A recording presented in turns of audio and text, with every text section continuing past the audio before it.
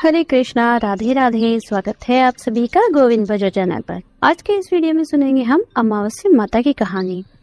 पौराणिक कथा के अनुसार एक गांव में एक सास बहू अकेले रहते थे। बेटा विदेश कमाने गया हुआ था। सास और बहू बहुत प्रेम से रहते थे। दोनों एक दूसरे की देखभाल भी करते थे। एक दिन बहू ने खाना नहीं खाया।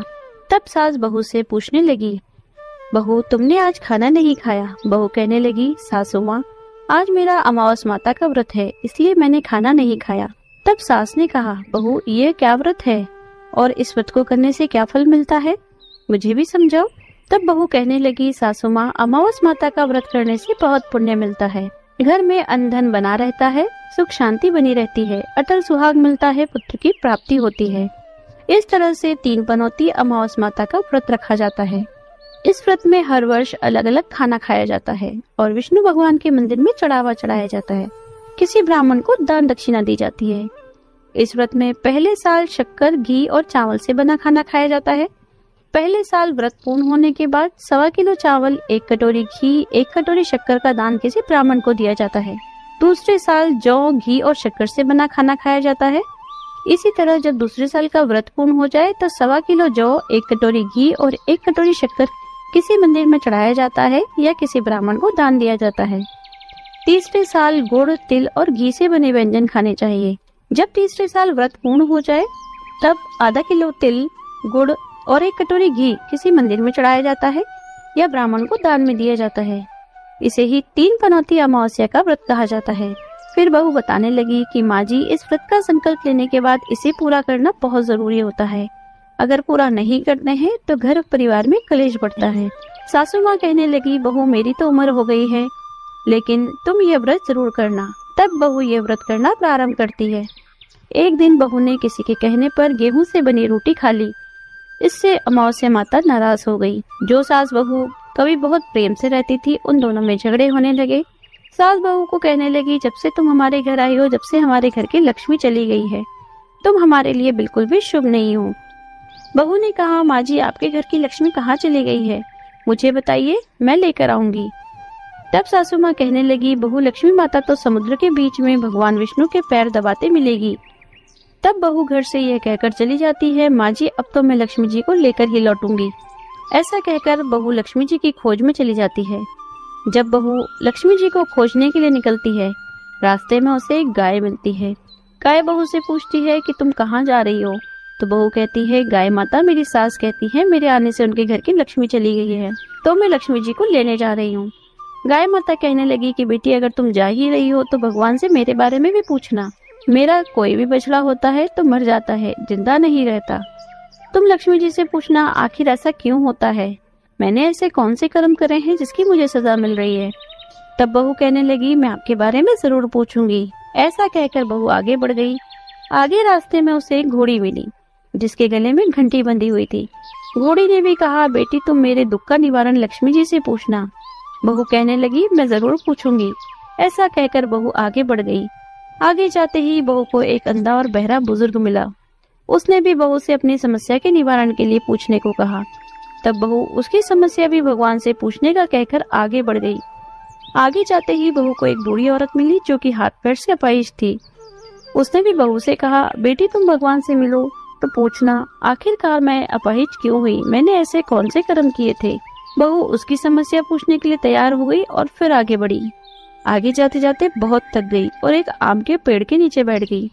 आम के पेड़ ने भी बहू से पूछा, बेटी तुम कहाँ से आई हो, कहाँ जा रही हो? तब वो कहने लगी, मैं लक्ष्मी जी को लेने जा रही हूँ। पेड़ भी अपनी समस्या भगवान से पूछने के लिए कहने लगा, मेरे पेड़ पर लगे हुए आम खट्टे ही क्यों होते हैं, तुम इस बारे में भी भगवान से पूछ लेना।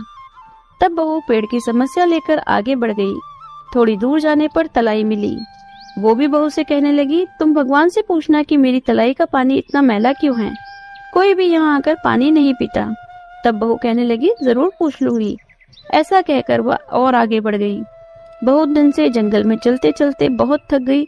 उसे भूख लगने लगी थी, लेकिन खाने को कुछ नहीं मिलता था। वह भूख और प्यास से बेचैन हो गई और जंगल में बेहोश हो गई। उसी समय भगवान श्री हरि और माता लक्ष्मी घूमते हुए उधर से जा रहे थे। माता लक्ष्मी विष्णु भगवान से कहने लगी, हे नाथ, ये तो आपकी बहुत बड़ी भक्त है, आप इसके दुख का निवारण कीजिए। तब भगवान श्री हरि कहते हैं, इन संसार में तो बहुत से जीव दुखी है, सभी अपने अपने कर्मों का फल भोग रहे हैं, मैं किस किस के दुखों का निवारण करूंगा। तब माता लक्ष्मी भगवान श्री हरि से विनती करने लगी और कहने लगी, वह भूखी प्यासी है, अगर इसे जंगल में ऐसे ही छोड़ दिया जाए तो जंगली जानवर उसे खाएंगे। माता लक्ष्मी की बात सुनकर भगवान श्री हरि एक साधु का वेश धारण करके बहू के पास गए, उसे होश में लेकर आए। बहू के होश में आते ही साधु वेश में भगवान बहू से पूछने लगे कि वह यहाँ क्यों आई है और कहाँ जा रही है। तब बहू ने सारी बात बता दी। उसकी बात सुनकर भगवान श्री हरि और माता लक्ष्मी प्रकट हो गए। उनके साथ प्रकट हुई माता अमावस्या भी। बहू माता लक्ष्मी भगवान विष्णु और माता अमावस्या को देखकर उनके चरणों में गिर पड़ी।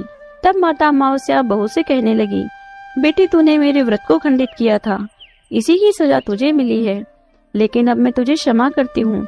तुम घर जाओ और तुम्हारा घर अंधन से भर जाएगा, तुम्हारा घर सुंदर महल में बदल जाएगा, तुम्हारी सारी मनोकामनाएं पूर्ण हो जाएगी। यह सब होने के पश्चात बहू ने रास्ते में जो भी मिला था उन सभी के दुखों का निवारण करने के लिए विनती की।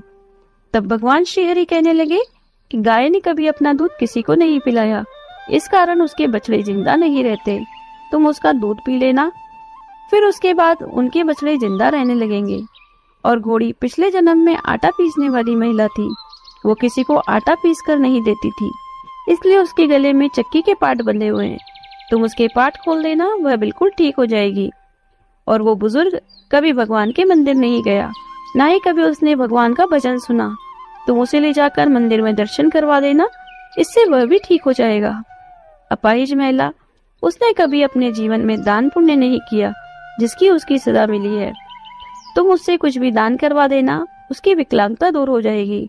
और वह आम का पेड़, उसने तो कभी अपने पेड़ के आम किसी बच्चे को भी खाने नहीं दिए, इसी कारण से उसके सभी आम खट्टे हैं। अब तुम उस पेड़ का आम खा लेना, फिर उसके बाद उस पेड़ पर भी मीठे आम आने लगेंगे। तलाई पिछले जन्म में देरानी जिठानी थी, आपस में हमेशा लड़ती रहती थी, इसलिए उसका पानी मैला है।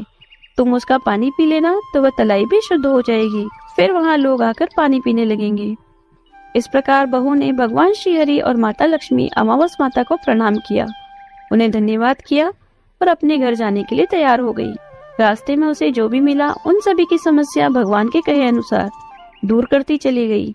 सभी ने उसे भर भर कर आशीर्वाद दिया। घर पहुंचते ही उसका घर एक सुंदर महल में बदल गया, उसके घर में अंधन के भंडार भर गए। तब बहू ने सासू माँ से कहा, सासू माँ आपने तो सच कहा था, मैं आपके लिए शुभ नहीं हूँ, मेरे जाने से ही आपके घर में लक्ष्मी आई है, अब आप यहाँ रहें, मैं मरने जा रही हूँ। तब सास ने कहा, बेटी यह सब तुम्हारे अमावस माता के व्रत करने का फल हमें मिला है, तुम यहीं रहो, अब तुम यहाँ से कहीं नहीं जाओगी। इस प्रकार सास और बहू खुशी खुशी रहने लगे। और फिर एक दिन सास का बेटा विदेश से लौट आया और घर में जब उसने खूब धन दौलत धन के भंडार देखे तो उसकी माँ ने उसे सारी बात बताई। इस प्रकार वह लोग खुशी खुशी रहने लगे और तीनों मिलकर अमावस माता के व्रत रखने लगे। अमावस माता की इस कथा को कहने वाले, सुनने वाले, हुकारा भरने वाले सभी भक्तों के घर में धन धान्य के भंडार भरना, सभी की रक्षा करना। जय माँ अमावस्या। ये थी अमावस माता के व्रत की कथा। अगर आज की ये वीडियो आपको पसंद आई हो तो वीडियो को लाइक कीजिए, शेयर कीजिए, अपने अनुभव कमेंट कीजिए। यदि आप चैनल पर नए हैं तो चैनल को सब्सक्राइब कर लीजिए, बेल आइकन को प्रेस कर दीजिए, जिससे नए वीडियोस की नोटिफिकेशन आपको तुरंत मिल जाए। मिलते हैं अगले वीडियो में। हरे कृष्णा, राधे राधे।